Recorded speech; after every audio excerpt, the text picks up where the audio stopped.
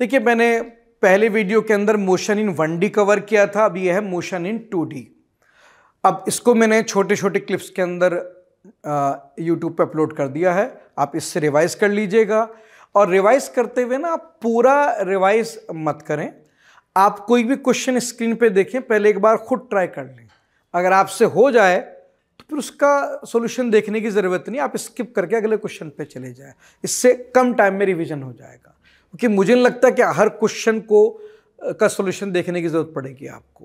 तो इसलिए जिस क्वेश्चन को आप खुद कर पा रहे हैं करिए ज़रूर, चाहे भले ही आपको आता हो, एक बार हाथ से उसको करिए ज़रूर रिवीजन के लिए, ठीक है।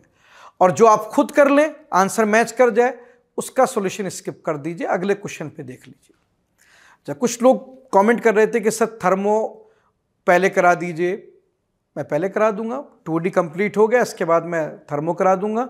आपको कोई टॉपिक पहले करवाना है तो आप कमेंट बॉक्स के अंदर लिख दिया करें, मैं उस टॉपिक को पहले रिवाइज करा दूंगा, ठीक है।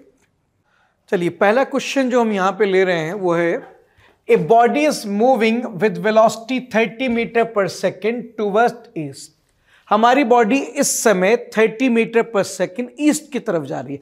अब आपने ज्योग्राफी में और साइंस में पढ़ा है, हम राइट को ईस्ट लें तो लेफ्ट वेस्ट हो जाएगा, ऊपर नॉर्थ हो जाएगा, नीचे साउथ हो जाएगा, ठीक है। हम ईस्ट को पॉजिटिव एक्स मानेंगे, वेस्ट को नेगेटिव एक्स, नॉर्थ को पॉजिटिव वाई, साउथ को नेगेटिव वाई, ठीक है। अब हमारी बॉडी इनिशियली कहाँ जा रही है? हमारी बॉडी इनिशियली ईस्ट में जा रही है विद स्पीड 30 मीटर पर सेकेंड। चलिए, पहले सेंटेंस में जो लिखा है मैंने उसे डायग्राम में कन्वर्ट कर दिया। आगे क्या लिखा है? After 10 second velocity becomes 40 metre पर सेकेंड टुवर्ड साउथ। 10 सेकेंड के बाद वेलोसिटी 40 हो गई और किसकी तरफ हो गई? नॉर्थ की तरफ हो गई, नॉर्थ की तरफ, ठीक है। The average acceleration will be. अब देखिए, एवरेज एक्सेलरेशन का जो फॉर्मूला होता है बेटे, वो होता है final velocity minus initial velocity upon total time, ये होता है, ठीक है। ये एवरेज एक्सेलरेशन का फॉर्मूला हो गया।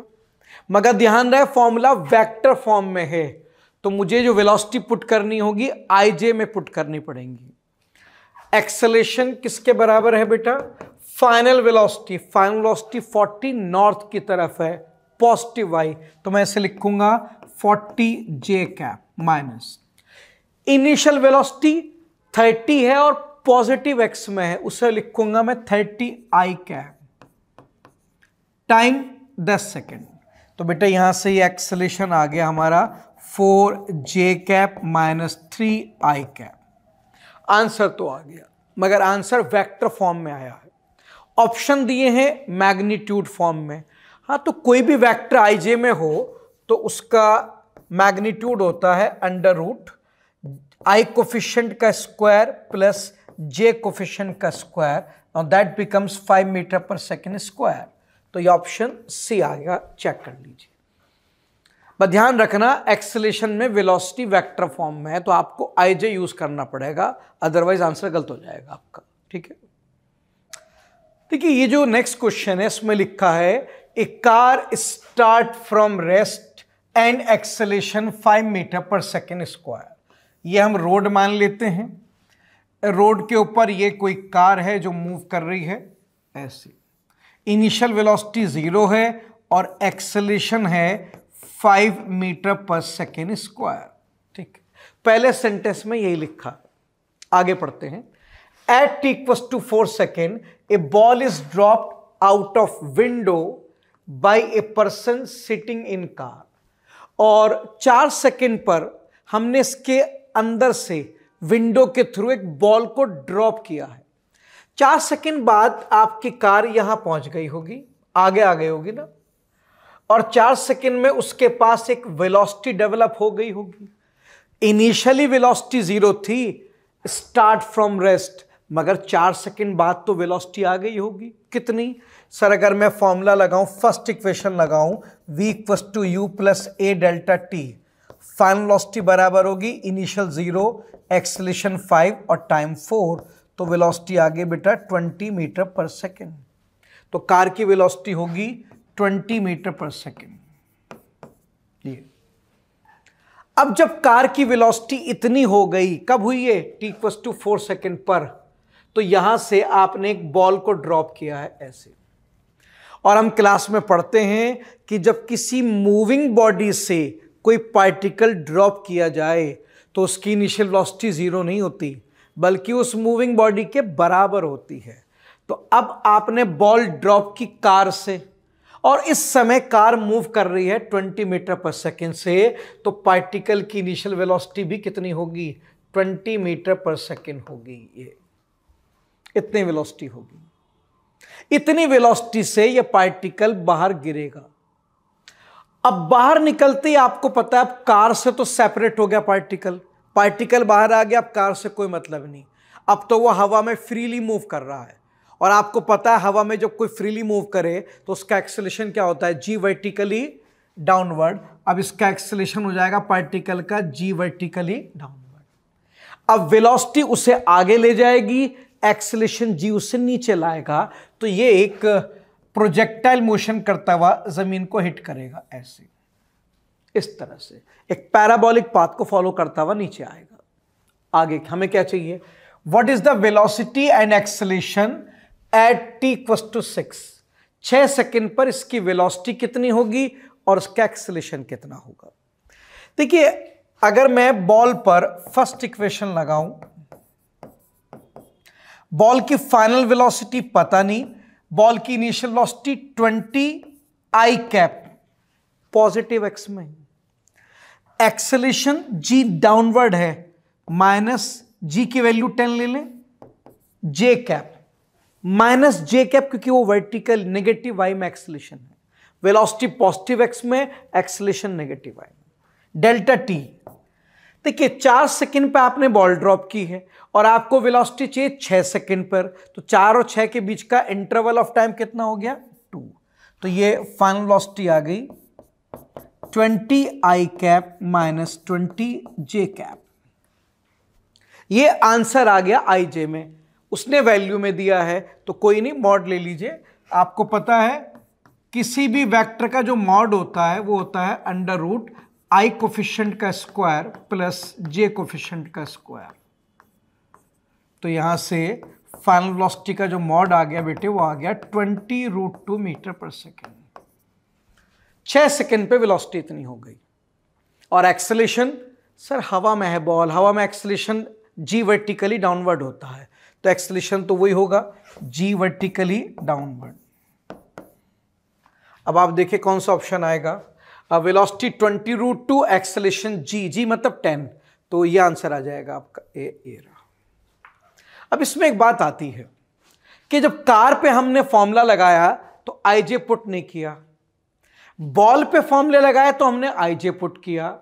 बेटा कार जा रही थी आपकी स्ट्रेट लाइन मोशन में, जब कोई चीज स्ट्रेट लाइन मोशन में चले तो आई जे पुट करना जरूरी नहीं होता, आप चाहो कर लो या चाहो छोड़ दो, अब आप पर जरूरी नहीं होता वो। लेकिन आपकी बॉल जो है वो स्ट्रेट लाइन में नहीं, वो प्रोजेक्टाइल मोशन में जा रही है, वो 2D का केस है, 2D के अंदर आपको आई जे पुट करना पड़ता है, ये रूल है। ये क्लास में हम पढ़ते हैं। 1D के अंदर आई जे पुट करना चाहे तो कर लें, नहीं तो छोड़ भी सकते हैं, बिना आई जे के भी आंसर आ जाता है। लेकिन 2D के अंदर आपको आई जे पुट करना कंपल्सरी होता है। तो बेटे कार 1 डायमेंशन में चल रही थी स्ट्रेट लाइन में, बिना आई जे के काम हो गया। पार्टिकल प्रोजेक्टाइल में चल रहा है 2D में, विद आई जे काम होगा, बिना आई जे के काम नहीं हो सकता। ठीक है, चेक कर लीजिए। चलिए इस क्वेश्चन में देखते हैं बेटे क्या दिया है। A particle move in X Y plane according to the rule x equals to a sin omega t and y equals to a cos omega t। The particle follows, particle क्या follow करेगा, उसका path क्या होगा। अब देखिए आपको पता है x कोऑर्डिनेट दिया है, y कोऑर्डिनेट, तो पोजीशन वेक्टर क्या होगा, पोजीशन वेक्टर होता है x coordinate into I cap plus y coordinate into J cap. किसी भी चीज का पोजीशन वेक्टर ऐसे लिखा जाता है। अब x और y की वैल्यू पुट कर दें तो ये आ गया a sin omega t I cap plus a cos omega t J cap. ये इसका पोजीशन वेक्टर आ गया आपके पार्टिकल का। और आप अगर क्लास में थ्योरी पढ़ते हो बेटा, तो सर्कुलर मोशन की थ्योरी में आपको टीचर ने पढ़ाया होगा कि सर्कुलर मोशन का पोजीशन वेक्टर बिल्कुल ऐसे लिखा जाता है। ये स्टैंडर्ड रिलेशन होता है सर्कुलर मोशन का। तो अगर आपने थ्योरी पढ़ रखी है तो बेटे ये पोजीशन वेक्टर किसका है, एक सर्कल का है। तो इसका मतलब आपका पार्टिकल सर्कुलर पाथ में चल रहा है ऐसे। क्या ये इक्वेशन याद करनी चाहिए? हाँ बेटे, ये आपको पता होनी चाहिए। आपको ये क्लास की थ्योरी में पढ़ाया जाता है कि हम सर्कल को 3 अलग अलग तरह से रिप्रेजेंट कर सकते हैं। मैं आपको रिवाइज करा दूं। सर्कल को रिप्रेजेंट करने का एक तरीका यह है r sin omega T I cap plus r cos omega T J cap.